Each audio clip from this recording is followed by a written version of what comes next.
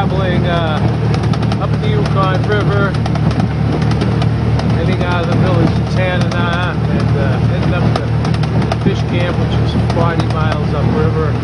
And I've had this wind coming out of the east most of the way, all the way, and it's a pretty good wind. I have had to slow down a few times because the waves were getting a little big and I was slamming them pretty hard.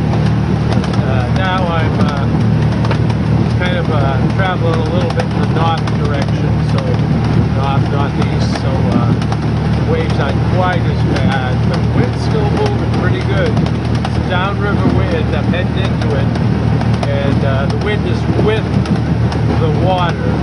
The water's moving downstream, and so the waves don't build up quite as much as like an upriver wind that was traveling at the same speed, but she's still building up a pretty good little chop.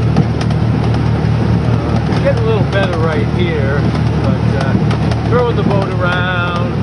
This is, we're gonna, like I say, sometimes you have to really slow down and just slow down and stop the slamming of the boat on the waves. But today I'm able to move along at a pretty good clip. Trying to stay close to shore because the current is less here up against the shore, but you got to really watch it because the wind's throwing the boat around. Getting too close to shore there, hit the shore. But yeah, so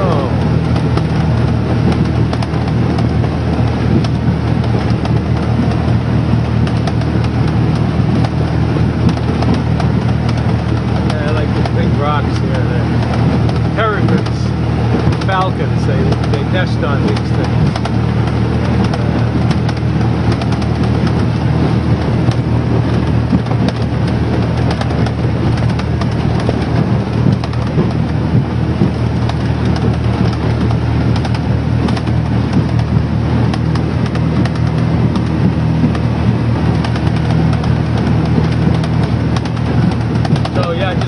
I'm kind of breaking camp,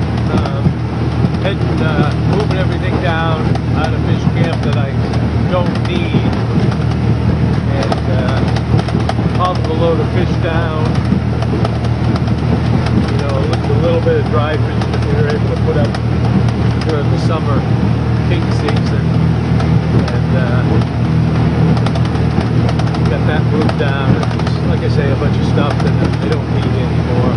I can do without, and go back up and continue to get the fish wheel pulled out of the water. It's pulled into shore, and a lot of it's taken apart. Now I just have to pull it up on shore, let it dry for a week, and then I'll pull it out the rest of the day.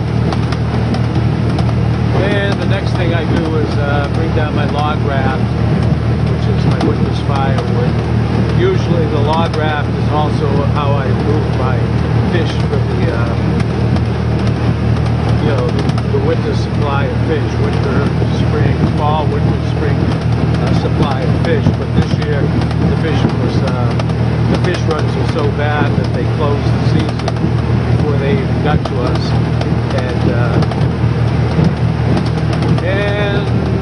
so nobody caught any fall chums. So it's a pretty disaster type year. Nobody knows what's going to happen with all the dogs and all that sort of stuff. It's a crisis up and down the entire Yukon River, all the way to Canada, and other large rivers in the state too. It's not just but now we're making a crossing, going from one side to the other, so the chops a little bad out here. River's got these big beds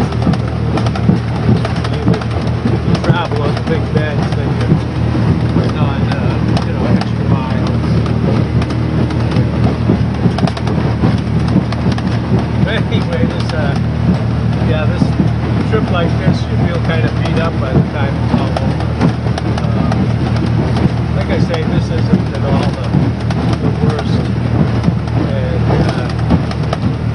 too much worse than this, though, and I would be slowing down on my river crossings.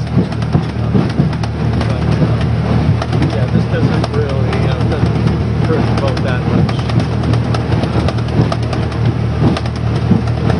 Playing it along. They're real short waves, not like in the ocean where, you might have 6-foot waves or something like that, but you're riding, there's a long distance in between the waves. This river chalk is different. It's the waves are really short, one wave after the other, and it just slams the boat. You can't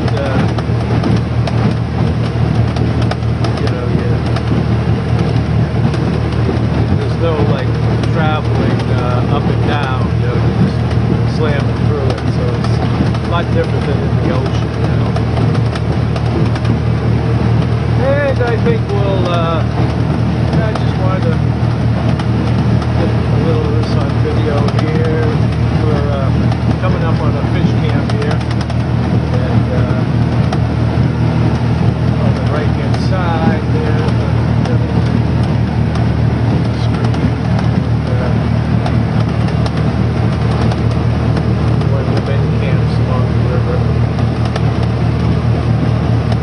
most of the camps are shut down because of the fish closures.